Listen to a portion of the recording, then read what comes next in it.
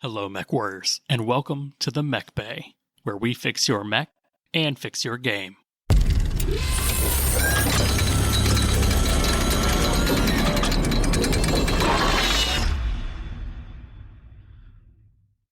Welcome to the Mech Bay podcast, your number one place for casual to competitive Battletech topics and tactics. I'm your host, known to some as the tabletop technician, Josh Varga, and my co-host and assassin with the autocannon too, Dustin Fag. What's going on, guys? It's just me. It's just you. We've got a treat for you Mech Warriors today. We've got our listener mail section, followed by a request on mech paint schemes, our bulk segment where we cover plain Battletech faster, and to wrap things up, Dustin brings us his own 5K Marik lance for us to review. Quick news, we've also ironed out our release schedule, and we are shooting for an episode every 2 weeks, coming out Tuesday mornings. So to start off viewer mail and shoutouts, I'd like to once again thank all the listeners. I'll take complete silence over complaints any day. Connor Fletcher, he started listening to the podcast and he said that he really enjoyed it. And he also asked, I'd like to pick your brains on beating the clans as Intersphere and beating Intersphere as the clans, and to tell us to keep up the good work. Don't worry, we will be having our time skip episode shortly, where we jump into 3050. But if anyone out there needs that information right now, first, I'd have to recommend that you start playing a mission rather than just 4-on-4 or 4-on-5. Clan and Intersphere are just not meant to be brawly kill games like you're probably used to. Narratively, clans are going to fight for a purpose. They're going to fight for over a city, a brine cache, or even just honor. So I'm a big fan of attacker-defender games where one side has to move across the board. Combat-wise, for Intersphere, you're going to want stuff like Gauss rifles and cheap armor. They go great against the expensive clan tech and really weigh the scales in your favor. If you're a clanner fighting Intersphere, if you haven't already won yet or made your other person call foul, you always want to remember to be always moving. Don't be content to play turret tech, because you're just going to get shot with that AC2 and it's going to just be unlucky for you. So keep them on their toes, run in, drop off that battle armor, and just blast them to bits. Intersphere and Clan are meant to play, like Josh said, these narrative games. Using Clan Honor and Battle Value at the same time doesn't really work out. My understanding is that Clan Honor was supposed to be the balancing system before Battle Value came out. So play narrative and have fun. Demetris Athanasopoulos, he writes, just started hearing the podcast and good work so far. Thanks, Demetris. We'd love to hear it.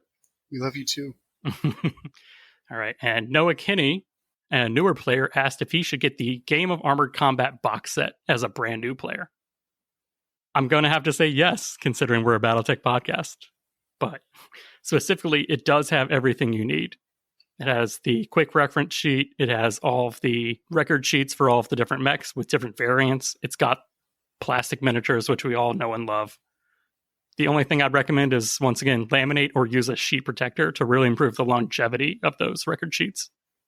The Game of Armored Combat box set was what Catalyst developed in response to local game store owners saying, people want to play Battletech, but they don't know how to get into it. So that's what you need to buy.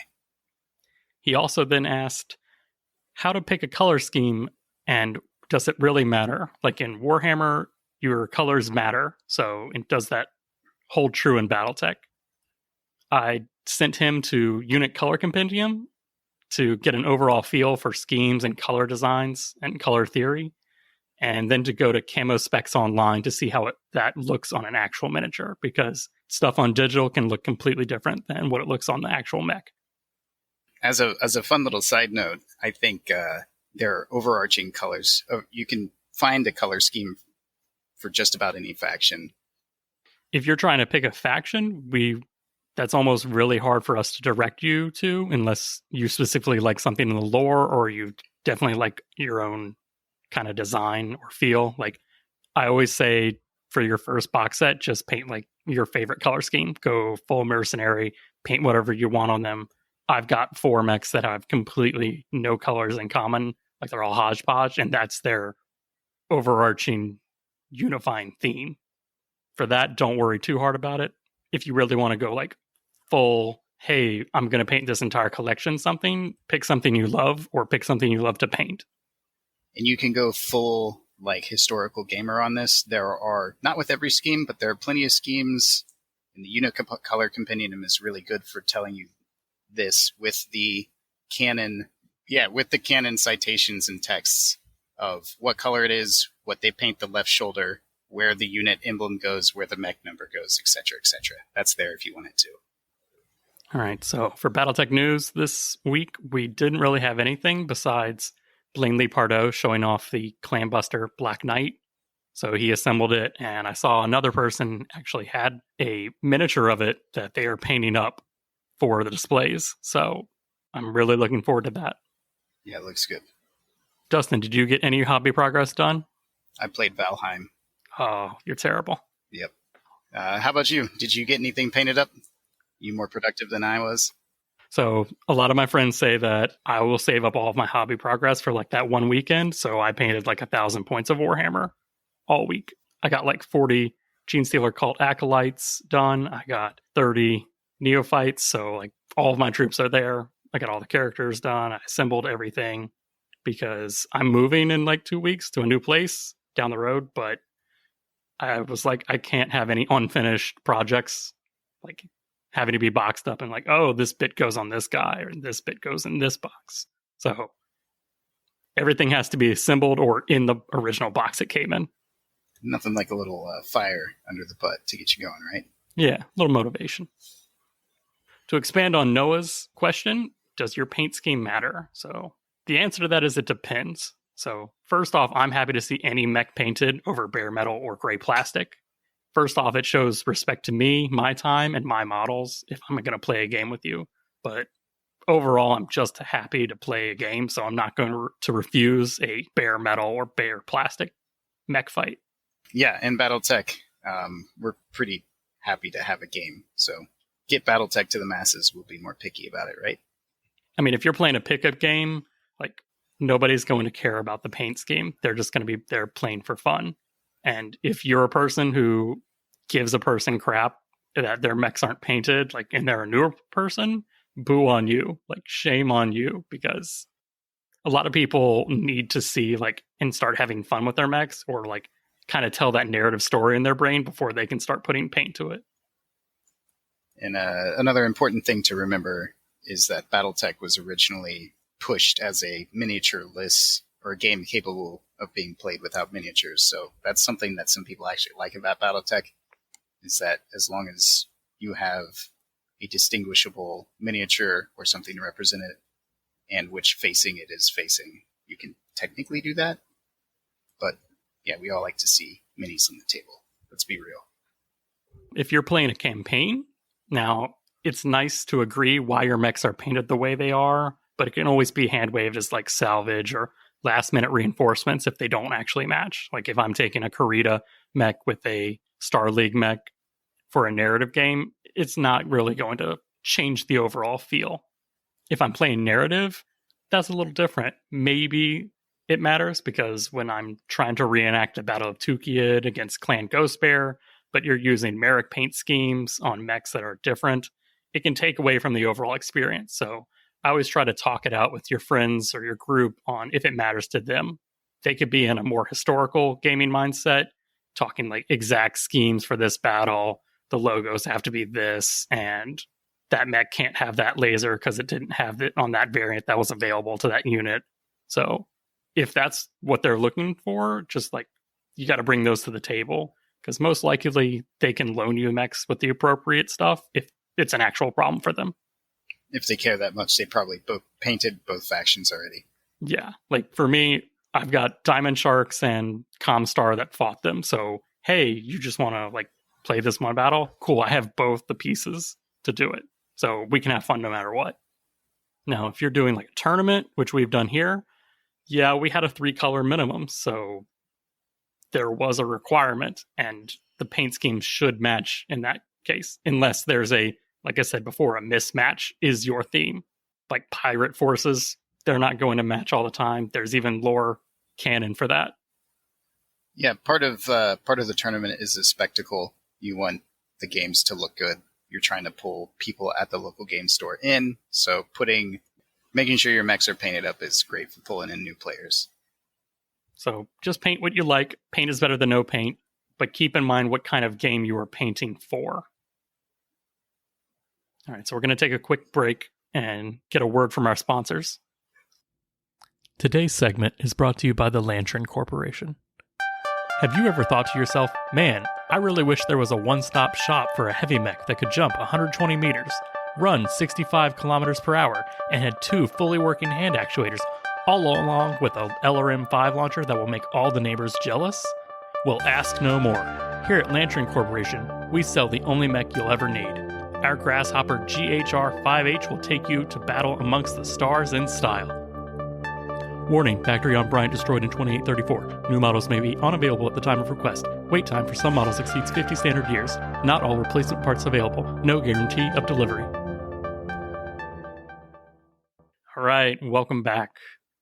Today's segment on playing faster, or gotta go fast. Have you fallen into the classic blunder of Battletech and realizing your whole afternoon has been taken up by playing Battletech? First off, talk to your opponent and see if that's not exactly what they wanted. I feel like our games mostly take longer because I get distracted by people at the local game store. Yeah, you, Kurt, Denim, like everyone's there to be social on some days, and that's perfectly fine. Yep. I definitely want to be social for a little bit. Like, I like to get it out before the game. And once I'm in game mode, I'm like, no. Don't talk to anyone else. Please roll dice. Roll them fast.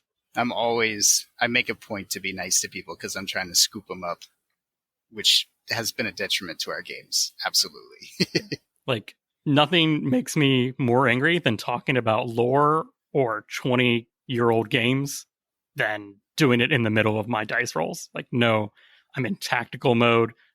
Please, if you want to be social or have a social game, tell me that like way in advance so I can like, oh yeah, no, I'm just taking my fun mechs that I don't like. 2 lasers and 1 LRM. Nothing too crazy. Step 1, focus on the game. Yes. So I'd say that's focusing on the game is the biggest way to speed up your game. My next recommendation to playing Battletech faster is take less mechs. We all know more is better, but more games to actual completion is even better than that. When I was starting out, I was playing duos, like 2 mechs versus 2, or even a 1v1 Solaris Gladiator style. These really improve your game as a whole, like skill-wise, but they also improve the speed of the game because you're doing half as many movement, half as many shooting phases, half as many dice rolls most of the time. Yep. Volume of games is going to be the overarching way to speed up your games. And when you're starting and learning the rules in your tables, just having less mechs. That's a way to go. I mean, I heard a thing that the average Magic the Gathering player will play more games in a weekend of Magic than most miniatures games players will play in a year. I think that's one of the reasons people like Magic. That's one of the reasons that we like miniatures games. Because they take time, and we want to enjoy and savor that time. Nothing's better than spending 2 hours on a long, drawn-out campaign that you're going to, like, nurse in your mind for the whole week or even month. Like, oh, man, that was a great game. And you kind of sit back and just... take in the highlights. Taking a tall glass of memories. Take less mechs. I know it's weird to say, but if you need to play fast, you'll enjoy it. Yep. But when you do take mechs, here's the third one. Master them. Know your mechs. And if you're trying to go with new stuff, don't go into the deep end with all new mechs. And just like, if you need to do that, give like, oh, here's a new like AC-20 or LBX-20 mech. So I don't have to learn like, how do I roll this? What's the range brackets? Like, take mechs that you know. Like, I know Black Knight's range brackets. I know its heat profiles. I know all that. So if I'm trying to play fast, I'm going with Black Knight, a Mongoose, which is just 3 medium lasers and like a small laser. Things that I can do easy mental math and I don't have to like write out and worry about. Yeah, that's going to speed up your game. Another thing when you're learning Battletech, you know, everybody starts with intro tech. That's the way, or that's the reason it's called intro tech. Discussing with your opponent what kind of technologies or what tech level you're going to play the game in, sets the pacing of that game. There are times when, oh, what's Tuesday's game going to be like this week? Like, oh, do you want to play Dark Age? Like, we all know that that's going to be a game where we're stopping, we're looking up rules for new things that we've never played with. So, you're setting yourself up for that, the expectation of a game that is very likely not going to come to a conclusion. So, yeah, start off small, start intro tech, and learn the mechs and build up from there. Add on that, pre-arranged games, like if you're picking out a mission, picking out mechs and all that, like the day before, like if you can text that person, hey, what are we doing? Here's the mechs I'm taking. Here's the mission. Here's the map sheet. And setting a time and a place, like, my God, that's 35 minutes of your game time that's just been done over text message. Yeah, absolutely. If you've already established the battle value for the game and the scenario you're playing, you can come with all your sheets. You can come with your rule book pulled out to that scenario if you're using a scenario out of a rule book. So that's going to save time. And this is a personal point on Kurt. You don't need to take all 3 cases of 300 mechs and tanks and infantry and clan to an Inner Sphere only 30-25 game, because that's just unnecessary. You're going to spend more time unpacking and packing than you are playing. And I've seen it. I've literally timed you, Kurt. It's a lot of metal. It's a lot of metal. Be kind to your back and legs. Master your mechs and bring the ones that you know. Another quick way to speed up your game is to improve your gunnery and piloting skill. Like, we all love 4-5 for Inner Sphere and 3-4 for Clan. Like, it's nice. It's fluffy. Everyone enjoys it. You know what you're getting into. But problem is with a 4-5, it's standard, but it also means you're going to be rolling more misses than hits most of the time. So I'd say your first 3 turns are kind of not going to matter. So if you just agree, like, hey, we're all going to take 3-4 pilots on Inner Sphere mechs, that speeds it up, because then you can start running and shooting rather than like walking up, moving, trying to get a shot on an 8. You'll be hitting normally on like 7 or a 6 if you're doing it properly. Yeah, taking 3-4 mechs, especially if you're kind of prearranged that game and you're forcing everybody to take 3-4 profiles, it's going to lighten up your mechs because that's calculated into your BV for the game. And not only are your mechs lighter with more armor, they're also going to be hitting more frequently. So that's a great way to speed up your game. I would personally advise against going lower than 3-4 for everybody. If you have that star pilot, if you're bringing Natasha Karinsky, great. But bringing the gunnery below 3 really swings the game in the favor of the heavier mechs and makes the light mechs almost useless. Unless you just want to do a light mech 3-4 game. I mean, I've seen a person play with only 4 light mechs. And at that point, I'm like, hey, you're probably never going to hit the other person. Are you actually playing at 4-5 or even worse, a 5-5? He's like, yeah, I love 4-5. I'm like, you're going to be here all day. And I mean, that's fine if that's what you want to do, but just be realistic. Like, yeah. I always hand wave it away as heat of the moment, end of the battle, critical scenario. So those 4 or 5 pilots, they have their moment in the sun where they go 3-4 on the battlefield. One of the biggest things that I do to help speed my games up is the visual movement dice. So a white dice for walking, a black dice for running, and a red dice for jumping, and just making sure these are clear and seen at all times and having them ready. Like, hey, I have 4 mechs. I'm going to have 4 white dice, 4 black dice, 4 red dice ready to go. I see some aftermarket dice. I think they typically stick to the color scheme that is, used in the Battle Mech manual and in tactical operations. Total Warfare. And they have all the numbers for the attackers, modifiers, the target modifiers, and those are great. If those help you out, use them. But you can use regular D6 if you know your tables. I even put some of those aftermarket mod dice on my Christmas wish list, just because at the time I was still learning the 0-2, 3-4, that movement modifier range. And honestly, I still don't have it down perfectly. I just always have the reference sheet in front of me. But those dice when you can just look across the table, see, oh, he's +3, he's +4, like written out on that. Like it's actually a little nice. Do you still like your base number dice? I see you use occasionally when you're lining up a shot. Oh yeah, wow, I completely forgotten about that. So what I'll do in the start of the shooting phase is after I've declared, or even sometimes before, I'll just pre-measure out. I've got either a D12 or 2D6, and I'll put the actual range in dice number. So I'm like, how far away is that mech? Oh, he's 12. So I'll put 2 6s next to it. And I'm like, cool. I know exactly the range from target to the shooting mech is. That's like 3 minutes of mental math gone. Like I know you would never seen it until I did it. Like it was like my first or second game. It was just like, hey, this can save me time of how far away is that mech? Like I'm not having to ask that question. I'm just almost writing it on the table. And I can just look, oh, he's 12, he's 8, he's 15. It's so easy to look at rather than, all right, putting my finger on the hex 1, 2, 3, 4, 5. No, I just put a 5 in the middle between the two mechs in a line, so it looks obvious to me. Yeah, and counting hexes by 3s and 2s is going to be twice and 3 times as fast as counting them one at a time. That's something I picked up from a player. I had, you take your finger and you go 1, 2, 3, 4, 5, and I saw somebody going 3, 6, 9, 12, 15, and that can really speed it up. I wish I could count in increments of more than 1, but I can't. So I do the count it on the start of the phase and then just put a dice with the number.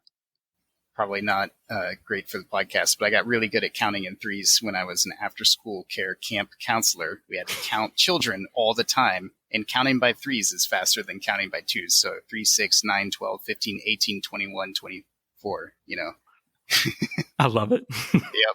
These strange things that happen to you in life. Inner Sphere players can only count to 4, and Clan players can only count to 5. But that's right. In addition to movement dice and ranges, having different dice pairs is like absolutely critical.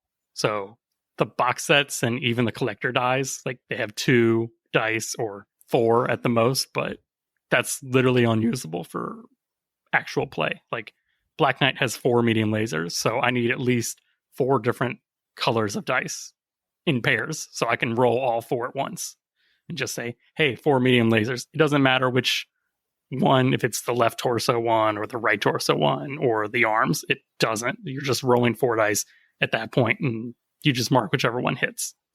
Yeah, you should already have little boxes of 3 different colored dice for your walk, your run, your jump, and then add in like another 3 sets of, paired dice, and you can roll 6 medium lasers at the same time. It's going to be great for speeding up the game.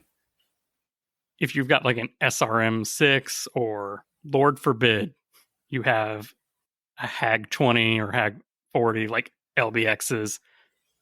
I've seen it once and I've used it once and it saved so much time.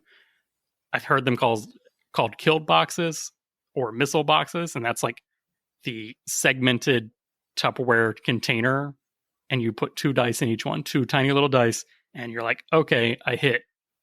And you literally just shake the whole thing and you drop it. You have 20 sets of dice for when your LBX 20 hits with every single BB, and then everybody in the game store looks at you funny when you're shaking a tackle box.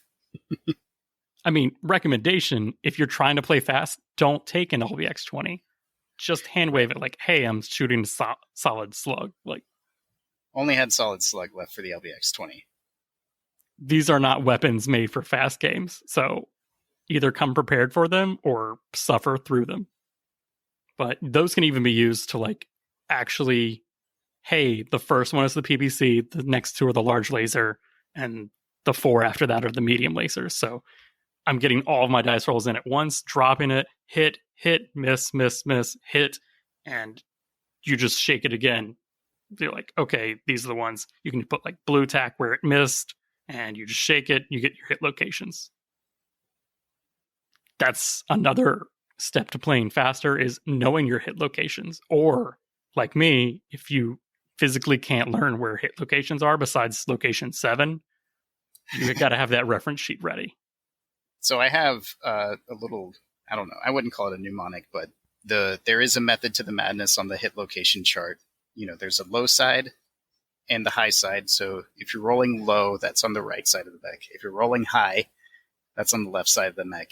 And it all centers on the center torso, which is number 7. So if you start at the center torso, that's 7. And then you move out from there. That's your 6 and your 8 for the high and the low, the left and the right. And then you move to the legs, which is 5 and 9. And then you move further out, and that's the arms, which are the next 2 rolls up and down, the number ladder. So 4 and 3 are your right arm. 10 and 11 are going to be your left arm. And then your 12 and your 2 is either your through armor crit or your 12 is your headshot. The even more esoteric table is the flanking table, which works the same way, just a little differently. See, and this just reinforces my point is everything you said just went in one ear and out the other. Like I physically am unable to learn anything besides center torso is 7 and the 2 and 12 respectively. Yeah. Okay. But if you got the table. Yeah, so I use the table like it's my Bible. But one thing I will do is, honestly, how many times are you getting flanked left flank or right flank? Like, unfortunately, not enough. Not enough. Well, I really wish they used the firing table as the receiving table because they're different. That you end up getting shot in the flanks less frequently that way. I just will use the table for when it's shifted. But one tip for new players is just literally take your Sharpie or something and write on the sheet, okay, this is location 5, and just on location 5, write a 5. So you can just look instead of having to look at the... Yeah, I think, don't the, those half sheet cards that come in Game of Armor Combats? Like, I think the Game of Armor Combat ones do. I think if you're like printing out an old one or something like that, they don't because they know you might get flanked and use that table. But like I said, 95% of shots are from the front or rear. Just right above, like, hey, right torso, write the number for right torso there. So you can take a quick visual check and like, cool, you rolled a 5, go to location 5, bubble in the bubbles. Easy, quick, and honestly, it saves a lot of time. Something you can do pre-game, like in that planning stage, is just set a turn limit and pick missions. So most times the battle is decided after a few plays. Like me and Dustin and a lot of other people have found that 15 to 20 turns is a nice resolution point. Like by that time, most of the damage has been done. You've got a mech that's like either legged or everyone's sandblasted with like damaged weapons or knocked out pilot. That's when you're kind of like, hey, I have the initiative and I'm taking it and pilots are dying now. But you don't always need to go beyond that. Definitely not. Picking a mission is great for a pre-ranged game, or even a pickup game. If you show up at the local game store and you're like, hey, I've got this website that's got predetermined missions and we can roll a D6 and then roll it again, and pick off of a chart or something, or you can, in the back of I think the Battle Mech Manual, definitely in Total War, there are charts, missions for you to roll off on, and playing that, it's going to speed up your game. It's going to encourage flexible list building, and it's going to feel more cinematic in narrative. Yeah, one thing we do is, it's on the Battletech forums, but we'll also link it here from Warseer probably, is it's 12 missions that you can randomly roll on. It's got a high, it's got a low, and then you roll another D6 and pick the actual mission. And these are specifically to get away from just, hey, here's my 4mechs, here's your 4mechs, and we're going to push them into each other until they're dead, and then we're going to leave the table. Yeah, which is super exciting when you're starting out, but eventually gets a little dull. Yeah. And the games can take a long time. Yeah, so I roll up like, hey, we're going to play Depot Raid, and hey, map sheets, you can either use 1 or 2, it's got rules, it's got a BV limit. Like, these are great to roll up if you can pre-arrange. And they're also great if you're just like, hey, let's roll up a mission when we get there. We'll bring our take-all-comers lances. one of the biggest things to speed up a game, which... The hugest. Yeah, no, it's... Giganticest. We have arguments about how this works and if we should play with it, but it always ends up being there because we only have like 3 hours to play, is the concept of forced withdrawal. Forced withdrawal makes sense narratively because, especially in 3025, mech warriors don't want to become dispossessed. You're not going to push your mech into oblivion unless, you have the reason to. So, yeah, mechs are there to like take the ground and then let the infantry and tanks and the cheap units, actually fight over it. Yeah, they keep it. You're the spearhead. Force withdrawal will get a little numbery, so it's crippling damage. So that means either a side torso, 2 engine crits, a gyro in an engine, or your sensors are destroyed. Yeah, if your mech is in one of those states, it's in force withdrawal. So you can't move it forward anymore. You have to move it back. One big thing about force withdrawal, like a criticism I have, is I'm not going to just move my mech back. I'm just going to take it off. If it's in force withdrawal, yeah, it might die, or yeah, it might get like 1 or 2 more shots. But honestly, it's out of the fight. Like just tell your opponent, like, hey, do you want to do like moving force withdrawal mechs? No, just agree to just pick them up and say, cool, mission kill, quote unquote. We call it like forced punch out, and pilot hits the eject button. I mean, I don't even think of it like that. I just think like, hey, he's popping like white smoke, like from his flare launcher or something. Like mech is retreating the battle, no longer wishes to engage, and I'm gonna honor that because I don't want him to shoot my guys that are doing the same thing. Yep. So he's moving off. He's not firing weapons, and for purposes of initiative, movement, shooting, and damage, he doesn't exist anymore. Like, yep. And that's a bit of a house rule for us. The rest of the force withdrawal rules, they're in the Battle Mech Manual. They're in Total Warfare. Yeah, so if you can't Google that, it's like internal damage in 3 limbs or 2 and a torso without armor, pilot damage of 4 or more. And honestly, if you're getting 4 or more pilot damage, he's already unconscious, or he's God himself. Yep. He's Rambo, he's Schwarzenegger, like he's literally kicking butt, and he's at 4 damage. At that point, I say just let him keep fighting, because he's going to die. Yeah. Losing a side torso is also will put a mech in force withdrawal, even if you don't have internal structure damage to 2 torso locations. If you lose the left half, that pilot's bugging out. I know one big thing that we've talked about is, does a legged mech meet the criteria for force withdrawal? And by the rules, it technically doesn't, but it always feels weird to have an effectively immobile mech just like rolling around on the ground shooting at people. Yeah, so like, what does it take to get up? Oh, it's +3, and it's +5. Oh, it's plus. That's right. I'm thinking gyro. So it's +5 to get up if you've got a leg destroyed. So if you're a 4 or 5, that's a 10 up. Yeah. That's not likely. Just tell them, or tell your opponent, hey, rather than flopping on the ground like a fish, I'm gonna just consider this guy mission killed. He powers down. He pops his like white flares. Yep. Everyone knows he's out.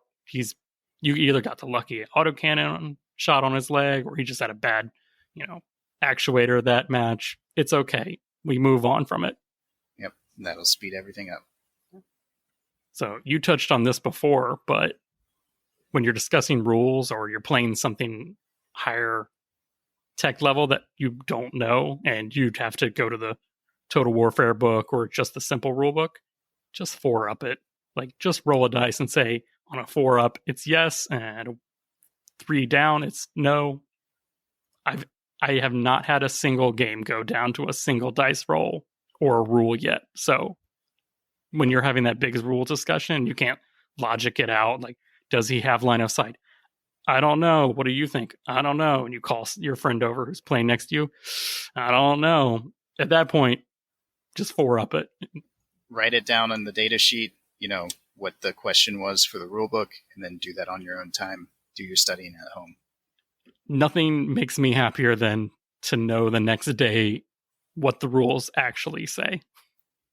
Because whoever's right gets to like lord that over the rest of the group until the next time, and then it becomes a grudge match. Never thought of it that way. Oh, you have not played enough with me then. But then again, you also know more of the weird rules better than I do. if you are really trying to speed up, like, hey, I've got 2 hours to play this 5K BV game. How do I make it fast? And you're like, no, I'm playing with these mechs. No, I'm doing all this. Honestly, just get rid of structure and heat. There's a reason why the beginner box did it. And if you want to do this, you can take your, Solaris Skunk Work or Megamech, sheet and just fold it in half. Get rid of all the bottom half of it. And you're just playing with your weapons and your armor. Yeah. Like, there are a few mechs where not playing with heat kind of makes it OP, like a Black Knight. Yeah. Like, that just, it's balanced by the heat. Yes. Yeah, battle value definitely takes into account, AC 20 rounds have a battle value. So if your mech has 5 AC 20 rounds, it has less battle value than a mech with 10 AC 20 rounds. Yeah, so like, don't bother counting that 50 round machine gun ammo. Like, it's enough to kill you most 99 times out of 100. If you're playing fast, just either dump it at the start of the game if you're not going to use it and you never have to worry about it, or just agree that, hey, I'm never going to shoot 50 times in this 20 turn game. So at most, I will have 30 rounds left. So there's no reason to count that out. But if you even have less time than that, like, we're talking like 30 to 40 minutes, don't go classic, just play Alpha Strike. The cons there is you're still playing Alpha Strike. Yeah, you're still playing Alpha Strike. The pro is you're playing Battletech. Yeah, you got your Battletech minis on the table, but you're playing Alpha Strike. The interesting thing to me about Alpha Strike is that, on the one hand, it is quote-unquote streamlined, but then to make the game feel nuanced, they add extra rules and unit composition rules on top of it. So, do you want to put more? I would almost say, if you want to put more miniatures on the table and play in 2 hours, play Alpha Strike. If you want to have a company versus a company, or a company versus a binary, and you still need to get that game done, play Alpha Strike. But if you're okay with putting 4, minis per side on the table, go ahead and play Classic, unless you hate Classic. But we love Classic here, so why are you listening to this podcast? If you really do want to play Alpha Strike, I highly recommend Wolfnet Radio. I know people who are into Alpha Strike. I have not played them personally, but some people really like Alpha Strike. Dustin, what would you say is the most important thing to playing fast out of all the things we've talked about? Well, I got ADD, so paying attention to the game and not being distracted by, conversations and just talking about anything is going to make my game the fastest that I can, and probably keep my opponent less irritated. Like, I actually have to agree with you and say that's also my number one way to play Battletech faster is have your beer, be social, but if you're trying to play faster, just play the game. Like, it sounds wrong to say, hey, shake your hands, not in Corona times though. Just nod or bow like Karita. But just get the distractions out first and then sit down and play hard, and you can get all those distractions and talk about the game and the post-lunch battle report that I know we love to do. Yeah, Battletech has its origins as an 80s mech combat simulator. So it's gritty, that's why we like it, but it takes focus and concentration to get the game done in a reasonable amount of time. All right. If anyone else has like any other recommendations on how to play Battletech faster and they want to send them in, please feel free. We'd love to hear you. Yeah, we're always looking for ways to speed our games up. I think me and you, when we were playing the tournament, we practiced. And what time limit did we set for games? It was like an hour and a half, right? I think it was an hour. Yeah, hour and a half or hour 45 minutes. And I had to, I had to create a really granular scoring system because none of the games are, to a conclusion at that point. You're playing for, the imaginary objective. I mean, I will say that in those 90 to 100 minutes, all but one of my games came to a natural conclusion. Like, oh, no kidding. Yeah, I didn't have my head in the trenches. I was not playing. You were running it. Organizing, yeah. I was prepared in case we had an odd number of players, but we had an even number of players. So I know when I played Denim, that was a fast game, and he killed, I think, 2 of my mechs to his 1, and the other 3 of his just were not going down. Oh, okay. Except unless I like got a headshot or a through armor crit. When I played Kurt, same thing. And when I played Paulo, he got an ammo explosion on my Thunderbolt, and it was just like, yeah, it was like, okay, cool. These games, when we're playing with no distractions, they are going faster, and we're coming to natural conclusions. Like, you're getting that snowball effect. Like, oh, he took out 2 of MX. I can't kill 2 with my 2. Yep. Yeah, and getting the games done quickly with the casual atmosphere of the like Tuesday night pickup game can be difficult. But if we all just focus down, we can make it happen and socialize on the outside of the game. Yeah, just try to get that socialization in beforehand or afterhand. Yep. Leave the game time for the game. Let game time be game time. We'll wrap up today's episode with Dustin himself actually bringing a list for us to review. And by us, I mean myself. So I made a 5000 BV list, 3025 intro tech, and it's lightly fluffed as Marik because they're all painted the same. So I grab them off the shelf and make a list. I was about to say, what makes a Marik lance? The mechs are painted purple and white.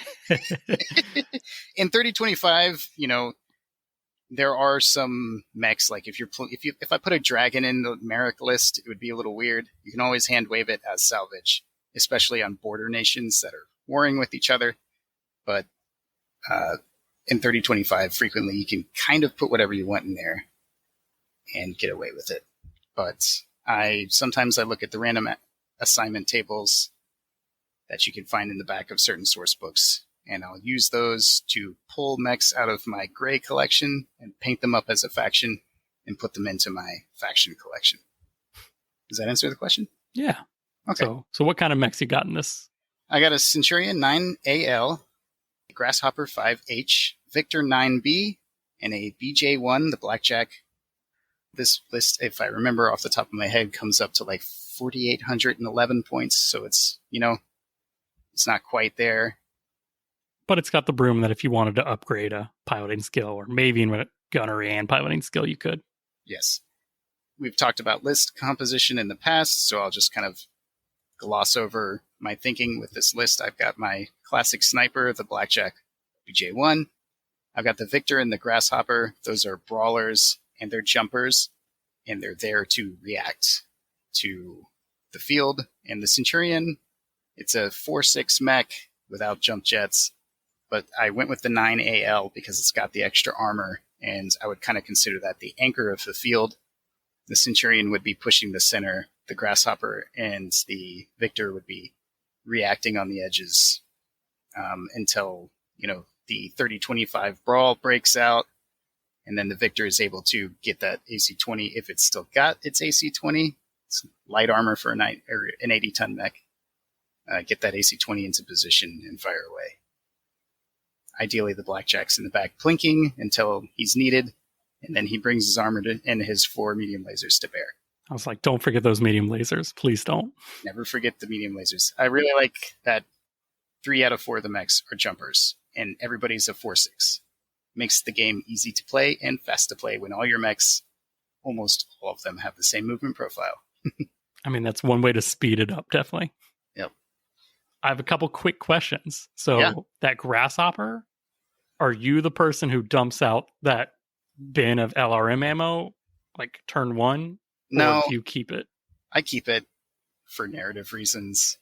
Yes, if I was, playing a more competitive list, I would switch the Grasshopper out for a Guillotine.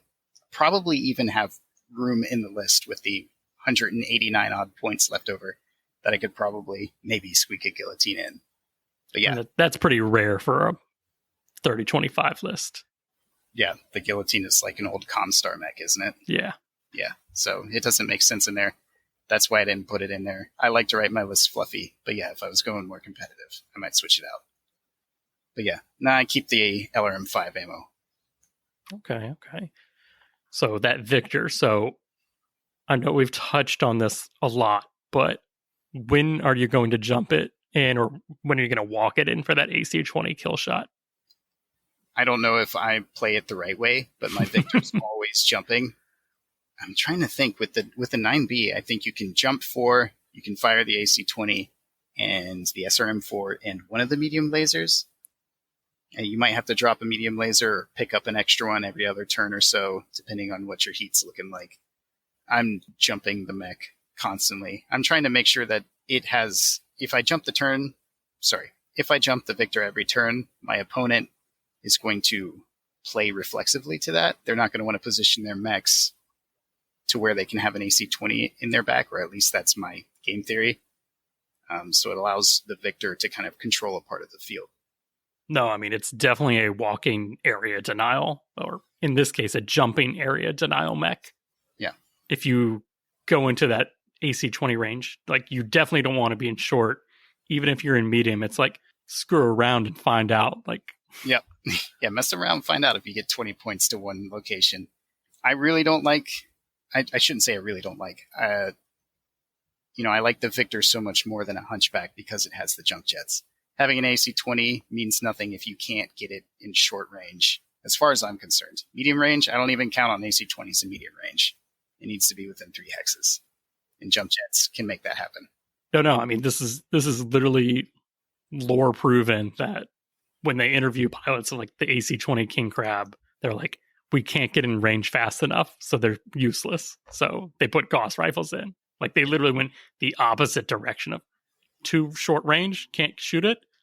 Super long range it is. Super long range. Yeah. That's probably my biggest concern with this list. Like, for someone who talks about long range so much, like, I don't actually see a dedicated, like, you're calling the Blackjack the dedicated long range, but like we've discussed, it's medium with a little bit of plink.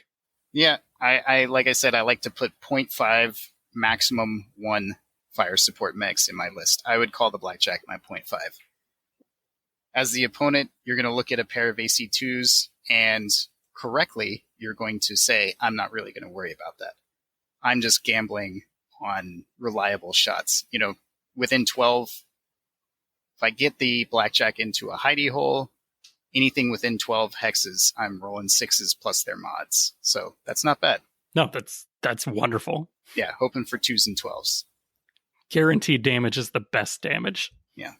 Long time ago, when it was just me and my brother playing on Tabletop Simulator and we were learning the rules, I had a Blackjack harass the living daylights out of an Annihilator, the variant with 4 PPCs, by ranging, staying outside of the PPC range or in long range of the PPC of the Annihilator's PPCs.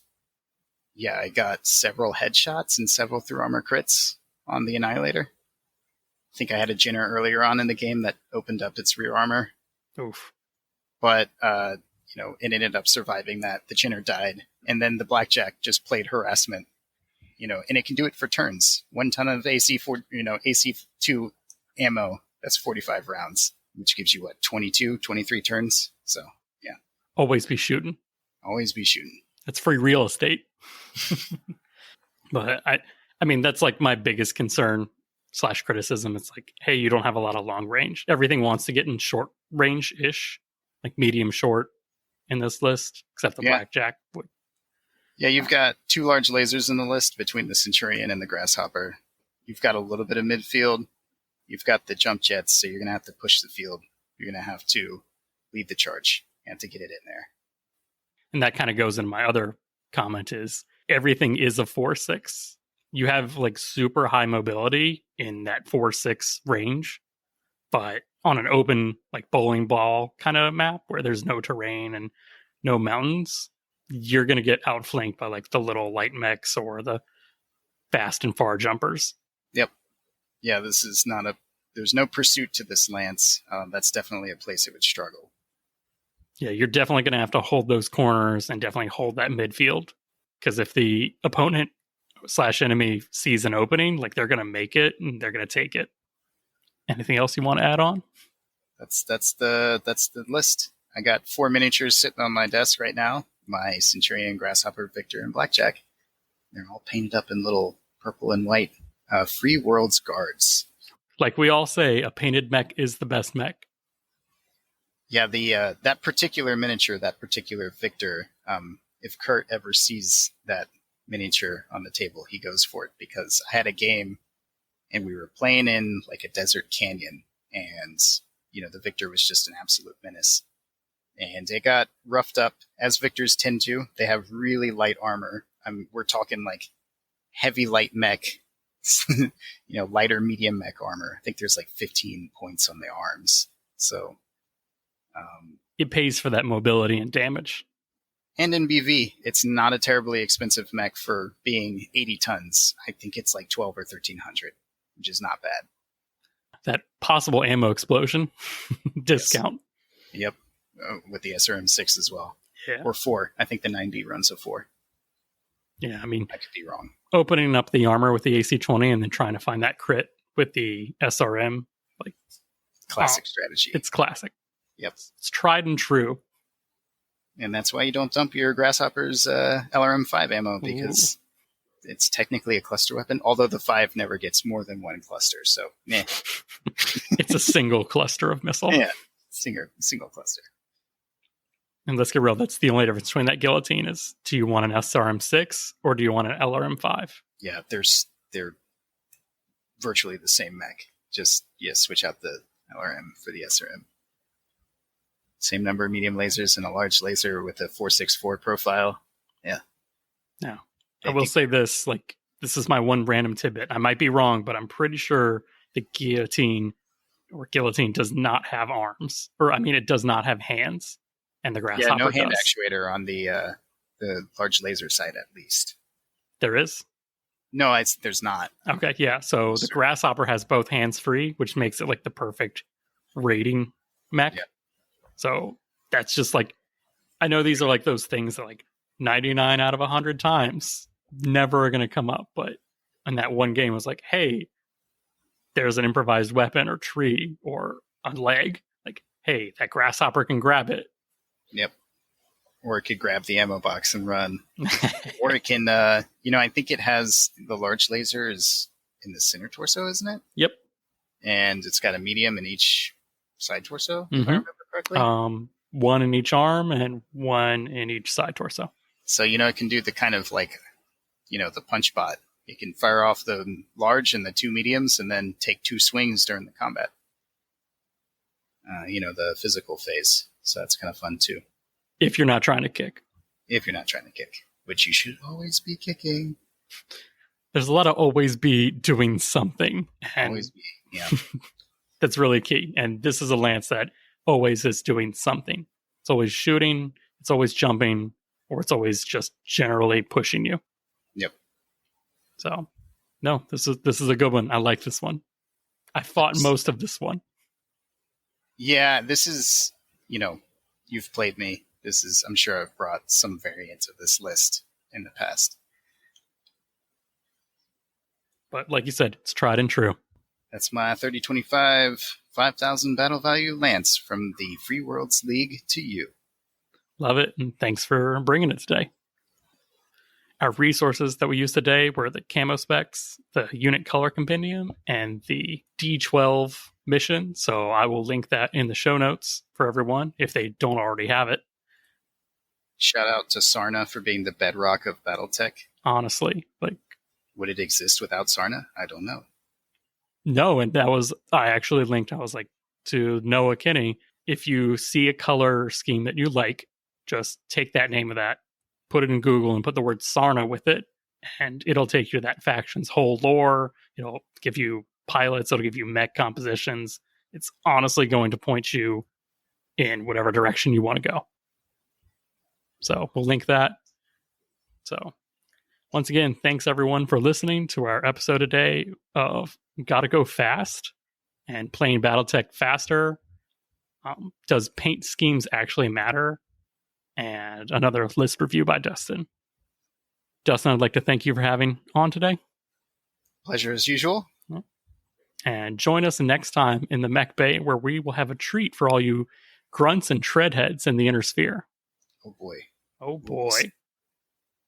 If you have any questions, you can email us at themechbaypodcast@gmail.com or on Facebook at the Mech Bay Podcast.